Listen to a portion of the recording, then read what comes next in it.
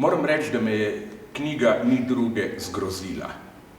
Jaz sem namreč bil žrtev pisanja te knjige, jaz govorim tukaj kot predstavnik delavskega razreda. Medtem ko je moja žena zvečer pisala knjigo, sem jaz imel nažalost druge opravke. Moral sem stiskati pomaranče za svež sok, pomivati posodo, kuhati čaj pa tako da v stilu znane stare šale Lenin v Varšavi, ne? To je star sovjetski vic, je slika v Moskvi, Nadežda Krupskaja, Leninova žena v postelji z enim mladim komsomolcem, naslov slike je Lenin v Varšavi. Pa vpraša obiskovalca, kje pa je Lenin? Pa reče vodič, ja, Lenin je v Varšavi, ne? Zato se tukaj to dogaja, tako da bi po mojem lahko bil naslov knjige Slavoj kuha čaj, na primer. Pa nekdo vpraša, se ni nikjer Slavoja. Kje pa je Slavoj? Ja, Slavoj kuha čaj, zato da je žena lahko pisala. Še hujšemu terorju sem bil izpostavljen, prav stalinskemu terorju, ko me žena, ko je končala kako poglavje, vedno vprašala, a bi ti to prebral? To seveda ni bilo svobodne izbire, tako bi nekoga v Rusiji 35 let vprašal, ali imate radi tovariša Stalina, ne? Seveda sem moral reči z veseljem. Potem imela pa še bolj zakrtno past žena, ko sem končal poglavje. Potem pa vprašala, a ti je bilo všeč ali ne? In krko sem odgovoril, je bilo napačno. Če sem rekel, mi je bilo všeč, je rekla, no fino, pa imam pa še eno poglavje. Če sem rekel, ni mi bilo všeč, je rekla, to pomeni, da si nisi dovolj poglobil, še enkrat boš prebral. Tako da tu sem jaz vse nekako prenašal s tihim upanjem, da bo roman za nič, pa da bo ženo minilo to. To je tako, ker pač ena žena bogataša ima psičke, druga kupuje kožuhe, jela bo pa napisala roman. Pa tako. In sem bil izjemno slabe volje, ker ne samo, da je roman po stisnjenimi zobmi, priznam, presenetljivo zelo dober, koliko lahko jaz presodim, ampak celo ima že resne šanse, da bo preveden v angleščino. Tukaj sem pa še posebej ranjen, ker to bi še prenesel, da žena napiše dober roman v slovenščino.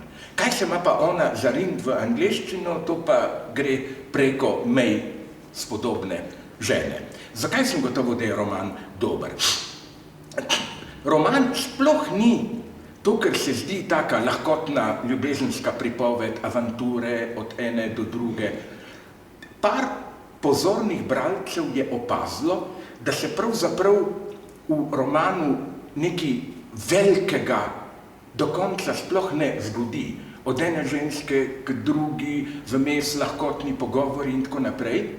Hkrati pa je to najboljši odgovor par prijateljem, ki so rekli, roman se odlično bere, zabavno, ampak a ni, da nekaj manjka, se živimo v času prekarnih delavcev, krize in tako naprej. Moj odgovor je pa, da je v tem kvaliteta romana, ker ravno to, da se nič ne zgodi, da so na površini samo lahkotni pogovori in tako naprej, ravno na ta način se pod masko lahkotnosti evocira neko inertno ozadje.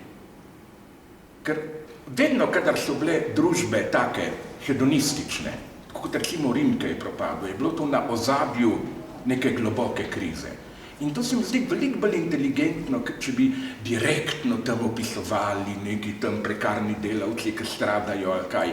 Da je skozi samo to masko veselja evocirano neko izjemno mučno, inertno vzdušje. To se mi zdi prvi. Drugi dosežek se mi zdi, kako, čeprav so to samo epizode, ki se ponavljajo, z eno žensko, z drugo ne gre, kako se vseeno neka energija napetosti v ozadju nabira. Prve dve, tri prigode so še lahkotne, neki na hitro ali pa na pol komične, recimo, ko se obeta junaku noč s punco, pa ugotovi, da je punca fant in tako naprej transvestit. Ampak to mi je všeč, kako počasi postajajo junakove izkušnje del nekega kolektivnega dogodka, naprimer jajce, izlet v jajce je prvi tak razširjeni dogodek, pa tista novoletna praznovanja, pa to, kako se individualno izkustvo počasi širi v neko kolektivno izkustvo, prav prav jezen sem bil pa na Jelo, ker sem mislil, dobro, to je ratalo, bo pa že na koncu krah, da ni. Ne? Da na koncu je pa izjemno lep obrat. Prvič, imamo nekoga, ki igra vlogo, jaz bi rekel v mojemu žargonu, lakanovskega analitika. Tistega, ki ti ne pove nobene velike modrosti, ampak samo s tem, da neki reče eno besedico, ali te v pravi trenutek prekine, ali nič ne reče, ne, da te prerodi, ampak odpre prostor za možno prerojenje. In to naredi duhovnik, ki ga junak obišče. Se pravi, to se mi zdijo ključni dogodki. Prvo, srečanje z duhovnikom, ki samo, kako bi rekel, sprazni mizo, odpre junaku prostor, potem pride poglavje, ki je za mene vrhunsko, hvar. Ker po eni strani je to kot neka komedija v stilu 18. stoletja. Veste, tam, kjer imate nek velik prostor, pa je v ozadju nekih 5-6 vrat, pa stalno hodijo ljudje ven pa not.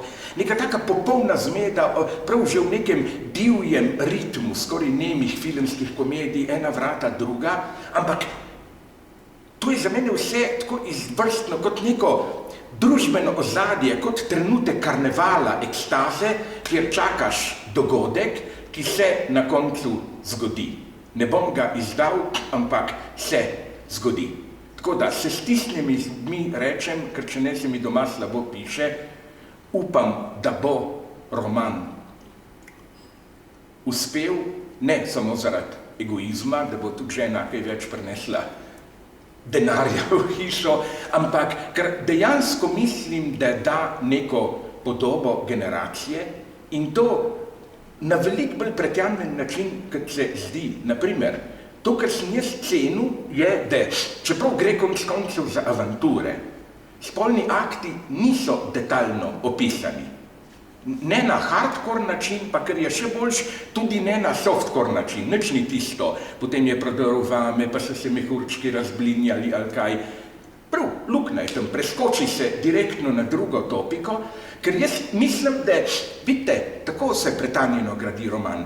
Zamislite si roman, kot je, pa samo, mogoče bi to komercial pomagalo, kjer je ljubezensko srečanje kako stran dve poceni pornografske romantike, če ne tako rečem. To bi po mojem čisto spremenilo žanr in komercializiralo.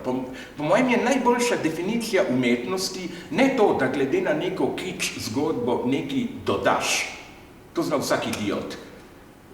Ampak, recimo v Hollywoodu imajo za to izraz po Josephu Campbellu, ki je nek jungovski psihiater, mi je pravil nek hollywoodski scenarist, dobi nek akcijski scenarij, pol pa mu reče prijatelj, to je dobra zgodba, treba jo samo malo campbellizirati. Glagol iz Joseph Campbell, to pomeni dodati malo poglobljenih dialogov. Ne? Recimo nek morilc predno ubije reče, včasih se mi pa zdi, kak smisel imam, da vse to delamo.